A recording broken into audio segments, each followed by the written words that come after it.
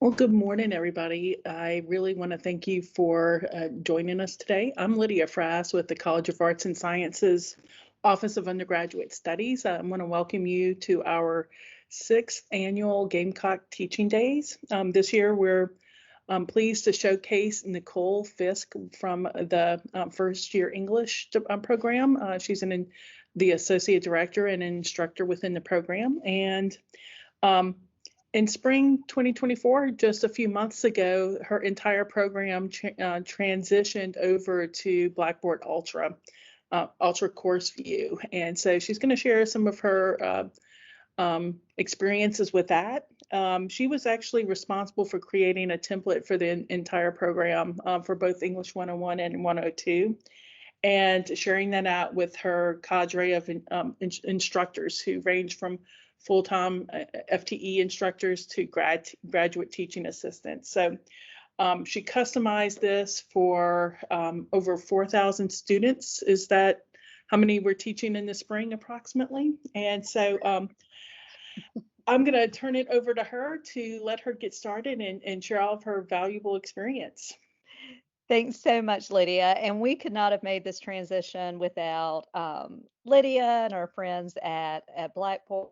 Katie Bone is our person. So I'm super thankful to all of them.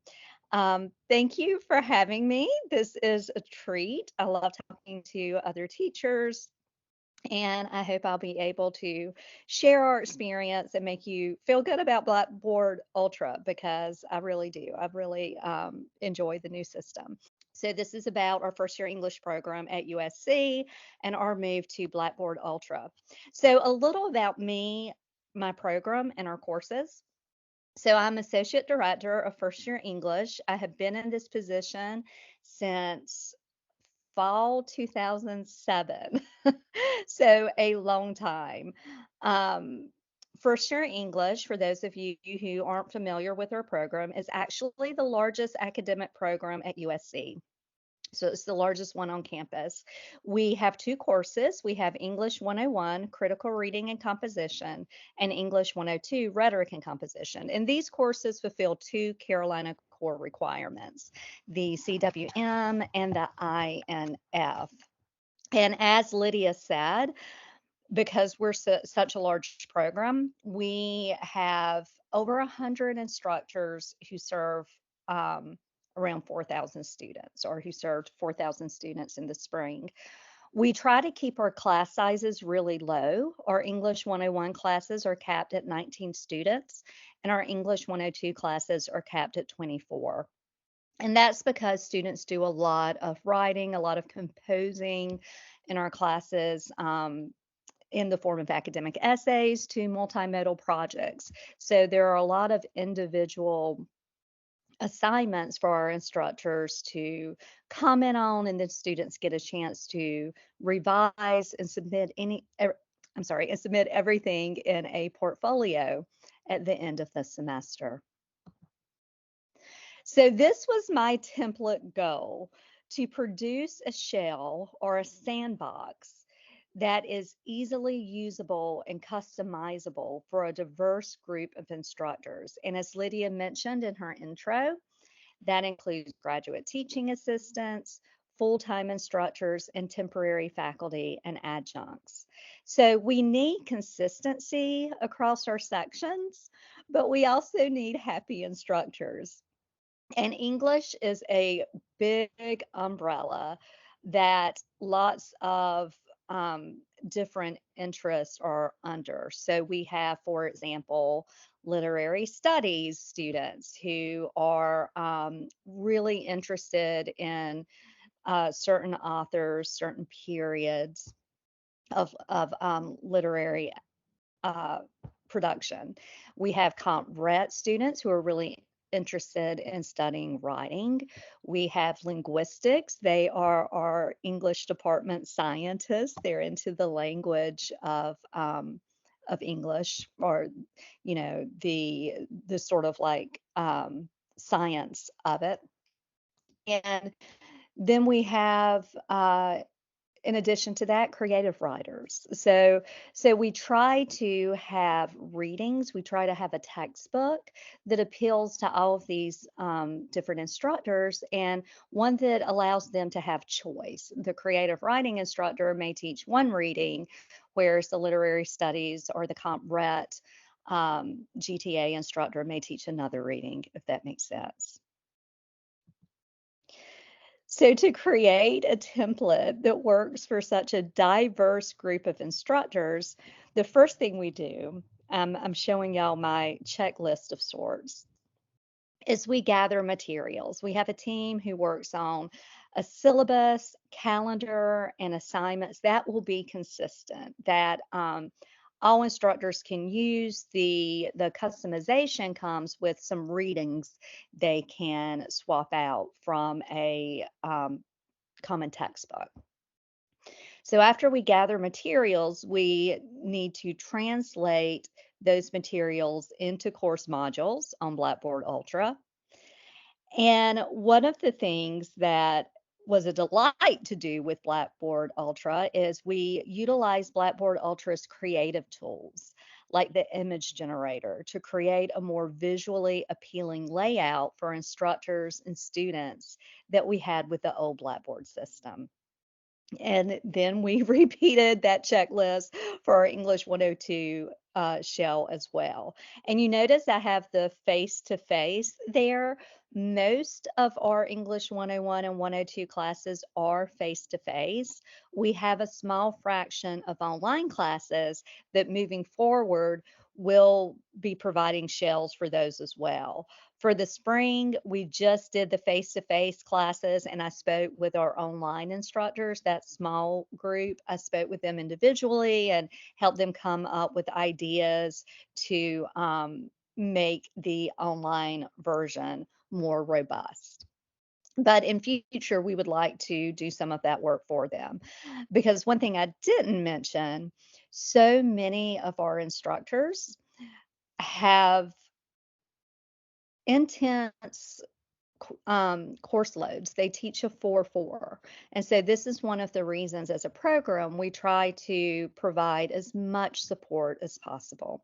There's a fine line between, I guess, wanting some our instructors, especially our graduate student instructors, to get instructional design experience and helping, our instructors who are teaching 4-4 to avoid burnout. One of the constraints with our move to Blackboard Ultra was our textbook, because our textbook is now a digital platform. You'll see the titles of our textbooks. For English 101, we use the Carolina Reader. For English 102, we use the Carolina Rhetoric. Currently, both of these are published through Top Hat. Top Hat is a digital learning platform. So this sort of created a bit of a problem in our move to Ultra, although it would have been a problem with the original Blackboard as well. Because our textbooks are customizable digital platforms, each book has a URL tied to a specific course section. So since I've been talking a bit, I want to just pause for a second here and show y'all what our shell, what our sandbox looks like.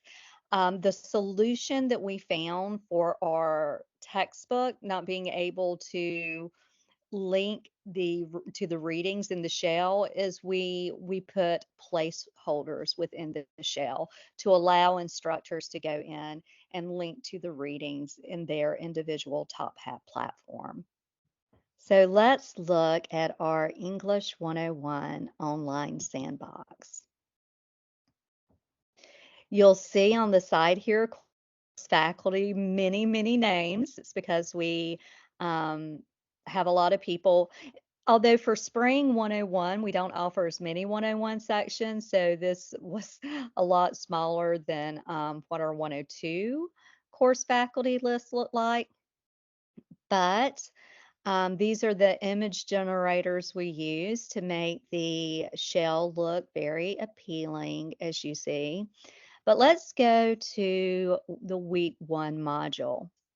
You'll see that I have signs, chapter 1 context, which ideally all of our instructors will be teaching in that first week. When you link, it doesn't go there, but it will. um, it's just a placeholder. When individuals customize it by putting their specific URL, it'll go directly to that reading. And we give suggested readings to bring in, like you'll see in week 2, Giovanni Allowables and Francisco's Mercy. I love those 2 poems. But one of the advantages of placeholders is instructors, if they don't want to teach those 2 poems, they're free to look in our textbook that has many, many more choices. So that placeholder just tells them, here's room for you to bring in something for the students to read. So now let's talk a little bit about how we shared our shell or sandbox with our instructors once we got it ready to go. You saw all those names. That's because we gave each instructor access to the shell for copying purposes. That's how we did it. That's how we shared it. But we should have done something differently. And I will tell you why. I will show you why. So I will show you what happened with our 102 sandbox. So this was what it was supposed to look like. You see how lovely that is? Um, Lovely in the same way that the 101 was lovely that I just showed you. What ended up happening was instructors misread or just incorrectly did the copying that they were supposed to do. You'll see this, how to use this template for instructors. I love this. This is something that we'll keep going forward. You can see that you can hide it from students. So, sorry, I didn't mean to move it around there. You can hide it from students so just instructors see it. And it's wonderful. So many of these items here are provided. There's a welcome to Blackboard Ultra, instructor resources, template, how toolkit. This is the one that I added specifically. Notes regarding customization for first year English instructors. In other words, your to-do list. So yes, this is my lovely, lovely letter that I wrote to them with copy instructions. You'll see that I say here, first, please copy the template into your Blackboard course section before you customize. To copy, go to your empty Blackboard course section, click the 3 dots on the right-hand side of the page, select copy items, and select the sandbox. Easy. It's really easy. The problem is that this is completely different than what we did, that is completely different from what my instructors were used to doing with old Blackboard. In old Blackboard, they started with the template and copied it, rather starting in their section and copying the template. So if you don't read carefully, or if you just on autopilot do what you did in the past, this is what ended up happening, y'all. Just hold on one second. Do you see how that's messy? That doesn't look nice anymore. You've got week 16 up here. You've got all of these assignments. What happened is that instructors copied into the template, into the shell, into the sandbox, rather than into their course. Because Lydia is so wonderful, she's like, here is what we're going to do next time. She has solved the problem for us. There is a ultra function called import and export. So instead of giving all of our instructors access to the precious template sandbox shell we're going to do an import export instead so that they can bring the shell in, but that will avoid copy mistakes being made into the template. So the last thing I want to talk about before I open us up for questions and we get to have a bit of discussion is Blackboard Ultra perks. And I put this under the customization section. So we had creating, we had sharing, and now we're at customizing. I think Blackboard Ultra is more intuitive. I think that it has a really good incorporation of AI generators, which I'll show you in a second. Is easier to make a more visually appealing and engaging layout. And it's pleasurable to use for me in a way that recalls the more popular social media platforms that we use, like Facebook and Instagram. I don't consider myself tech savvy, but I'm good at social media. And I think that's why Blackboard Ultra felt like an intuitive move for me, because there were aspects of it that remind me of those sorts of platforms. And I think the best way for me to show you the possibilities there is to show you how I customized the shell for my own English 102 classes. And I don't use the Top Hat textbook because I am contracted by Capstone Learning Community to develop theme classes for them. In English 101 this year, I taught reading and writing about the Hunger Games by Suzanne Collins. And in English 102, I'm teaching researching and writing about the Underland Chronicles, because Suzanne Collins actually wrote a series that is really good before the Hunger Games that most people don't know about. It's a middle school series. It is a sort of Alice in Wonderland type story, but instead of Alice, you have Gregor, who falls down a vent in New York City and is in this fantastical underland with talking creatures like rats, bats, and cockroaches. So no white rabbits and Cheshire cats, but sort of the same idea. And I'm sorry, I know y'all probably aren't that interested in that, but I had to tell you that, because otherwise you're going to wonder, why does Nicole have bats and spiders and cockroaches and rats as her thumbnails?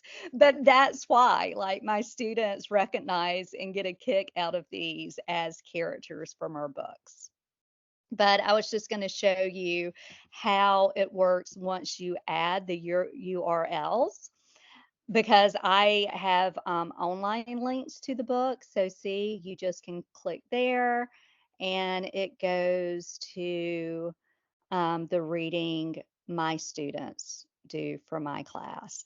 And it will in the template shell as well. Obviously, the individual instructors just need to put in their URL. What I also like about Blackboard Ultra, and I will just give you a quick example. I can talk about this all day, so I know I need to rein myself in time wise.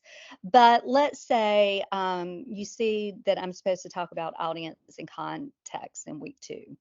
So I've got a discussion post on audience, but let's say I want to add one about content, or I'm sorry, context too. So I can do create. I can do discussion, and I can type in, well, let's do auto generate discussion. This is what I meant when I talked about the really useful AI tools. I'm going to type in context.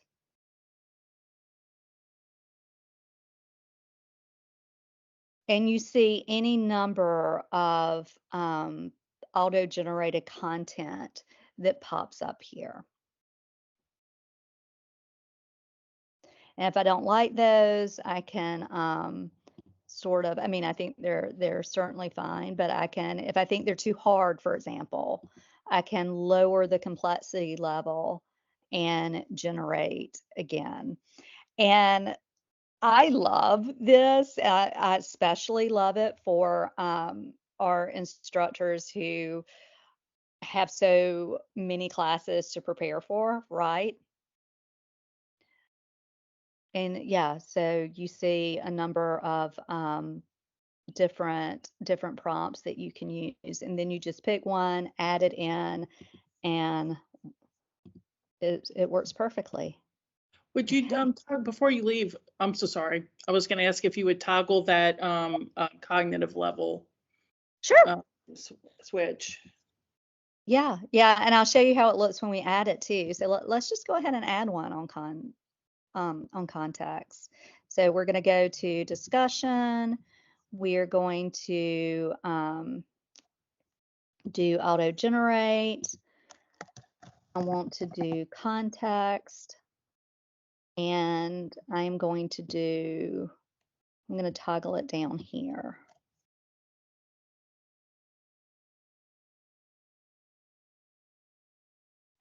And this is the same way the images work. You can type in, I'll show you that too, because that's really fun. So let's just say, okay, we're going to do analyzing bias in media. Let's think about the context of what your source is, source context. So we're going to add that and save it.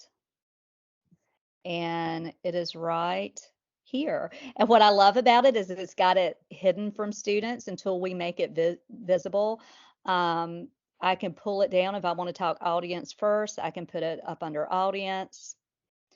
And here, I will show you, all right, how to play with images. So we're going to go to edit, and there's the image. Let's change it.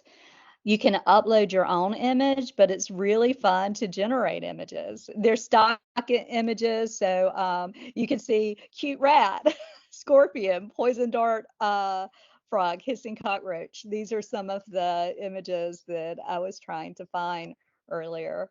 Well, let's just say I wanted to change it to a rat, and they're good characters in the oh, that's weird. Uh,